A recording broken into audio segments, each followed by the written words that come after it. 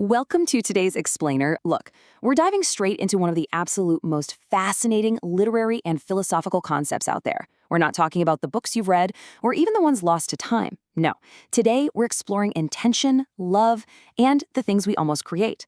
We are stepping right into the Library of Unwritten Books. But before we get into the nuts and bolts of this, I want you to think about your own life for a second. Have you ever felt the sheer weight of something you almost said? You know, a crucial conversation you just held back? Or maybe it was a creative urge, a painting, a business idea, a letter you fully intended to bring into the world, but didn't. Hold on to that exact feeling. Because that sensation, that heavy, specific gravity of the almost, well, that's the absolute emotional core of today's Explainer. So, to understand exactly where we are, we got to start with our setting. The famous author Jorge Luis Borges came up with this mind-bending concept called the Library of Babel. Think of it as an infinite library made entirely of hexagonal galleries, containing literally every possible book and combination of written symbols that could ever exist. Our guide through this dizzying universe is a cataloguer named Aurelio. Now, Aurelio spends his days totally surrounded by the actual everything that has ever been written or ever could be. It's an entire universe of completed thoughts. Okay, let's dive into this because this is where the story gets incredibly strange. One day, Aurelio stumbles upon a hidden door in gallery 7441J, and when he opens it, he doesn't find just another hexagonal room of written books. He finds a secret, completely invisible space called the supplementary wing. If the main library holds the actual, the arrived, the completed, this secret wing holds the potential, the unsaid, the unwritten. It's literally a library that catalogs human intention itself. Let's try to spatially map this impossible room for a second. It's not organized by author or date like a normal library. No, it's organized by proximity, literally how close a book came to existing. So the left wall contains works of extreme tension. These are books that were fully formed in the mind before the pen was even set down. Then the middle holds works of median approach, things people thought toward but got interrupted. And the back, well, that plunges straight into the deep archive, a dark space of just pure, formless creative urge.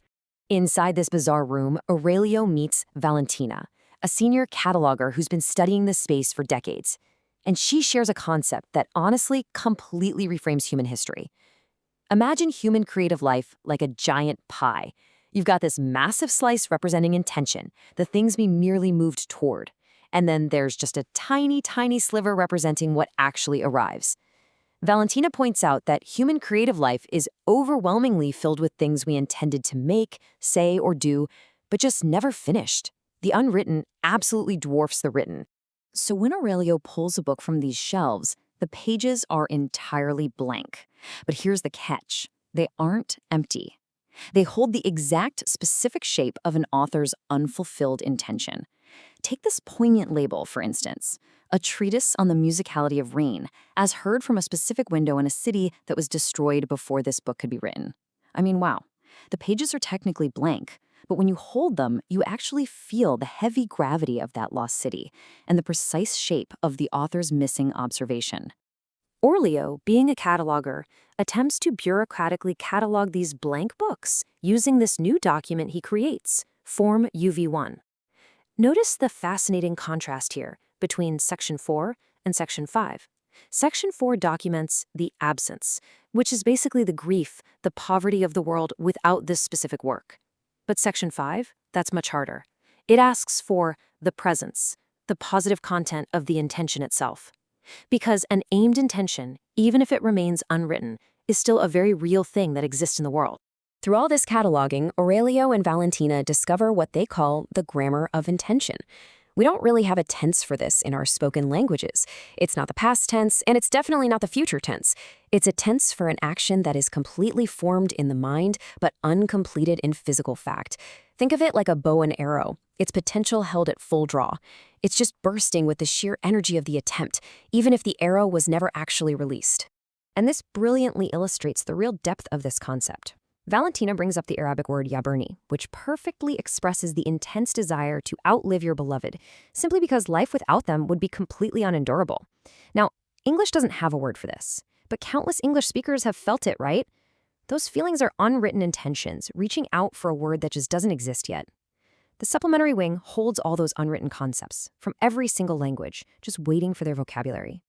Now, you might be wondering, why do these books remain unwritten in the first place? Aurelio originally assumed they were all just interrupted by tragedy, death, or circumstance.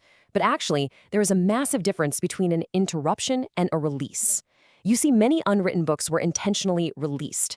The author realized that writing a specific letter would cause harm, or that trying to capture a profound experience with totally inadequate words would just cheapen it. They realized that remaining silent was actually the most truthful, loving response possible. Which brings us to a staggering emotional pivot in the story. Aurelio brings his wife, Beatriz, to this secret wing. She walks right past all the massive historical and philosophical works and stops dead at a specific heart-wrenching label on the wall. It reads, "All the versions of this conversation we did not have." She immediately recognizes it. It perfectly captures that heavy, unspoken shape of the air between her and her aging mother. As Beatrice looks around, she has this major paradigm-shifting realization that completely alters how we understand the space. Up to this point, Aurelio thought this was basically a room of grief, right? A catalog of things that failed to arrive. But Beatrice realizes this isn't a graveyard of failures at all. No, it is the fullest room imaginable. It's the staggering, beautiful record of human reaching. It is a literal monument to the fact that people try, that they care, that they extend themselves towards something. So the absolute crucial point here is that Beatrice renames this space the Library of Love, because it records the sheer act of reaching. The intention to write the book, to say those difficult words, to paint the painting, that intention itself is a positive presence in our world. Every single unwritten book in those drawers is evidence of something that someone loved enough to at least move toward. The reaching itself is the book. Aurelio takes this amazing insight and creates a stunning analogy. He realizes that written works, the ones out in the main library, are like arrived love. They're like water, they flow, they spread out, they enter the world and change it. But unwritten love, that is like ice. It doesn't flow out, but it permanently and perfectly preserves the exact shape of the author's original intention, completely frozen in time. The unwritten tells us the exact shape of the container it was made in. Now, let's move a little deeper into the room, into the middle territory. Here, Aurelio finds works whose necessary form or language hadn't even been invented yet when the author lived. Consider this label, for example: a form of prayer for people who do not believe in anyone to pray to. This is essentially the secular elegy, the atheist's grief. The human need was absolutely there, perfectly formed, but the cultural instrument to express it just didn't exist yet. So the intention waits here, patiently. As we push to the very back of the room, the labels disappear entirely. We enter the deep archive. This is a dark, completely uncatalogued space that represents something deeply profound: the pure, pre-intentional creative urge of every single human being. Before you even know what you want to make, before it has a title or a medium, there's just this ambient weather of human wanting to make. It's the primary fact of being human, and every written book ever made, it started right here, in this dark space. The final layer of the supplementary wing introduces us to a man named Emilio. Emilio is an 81-year-old, highly accomplished author who discovers the room. He walks directly to a drawer, pulls out a blank book, and just sits down on the floor. He tells Aurelio that this is his book. He has spent 50 years intentionally not writing his truest work, despite being a famous, widely published author.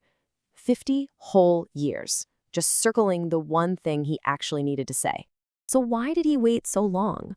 Well, because to write this specific unwritten book, Emilio had to completely abandon his comforting role as a craftsman. For his entire career, his technical skill was basically a shield. He could just hide behind beautiful prose. But to pull a book out of the unwritten wing, you have to discard that shield. You have to accept absolute, terrifying emotional nakedness on the page. And it took him 81 years to finally be ready to strip that armor away. In a deeply profound moment, Emilio sits there on the warm stone floor of the archive and finally chooses to write. He decides he no longer cares about his legacy as a brilliant craftsman. He only cares about the raw truth of this book. By making this choice, he's beginning the painful, yet incredibly beautiful process of shifting his work from the potential to the actual. He's physically moving it out of the supplementary wing and bringing it into the real world. And as Emilio commits to writing, Aurelio notices something absolutely incredible. The atmosphere of the entire room changes. The unwritten books around them actually begin to feel lighter. Their potential is awakened. Because once someone, anyone, actually does the thing, when they drop their shield and turn their almost into an actual, it transforms the heavy grief of absence into this vibrant, catching hope of possibility. Potential, it turns out, is incredibly contagious. Which brings us right back to you. We all have a shelf in this library. So I leave you with this. What is your unwritten book? What is that conversation, that project, that piece of yourself currently held at full draw? And honestly, more importantly, is it waiting for a release to be beautifully and intentionally let go? Or is it waiting for an arrival? Is it finally time to drop the shield and write it? Thanks for joining me on this explainer. I'll see you next time.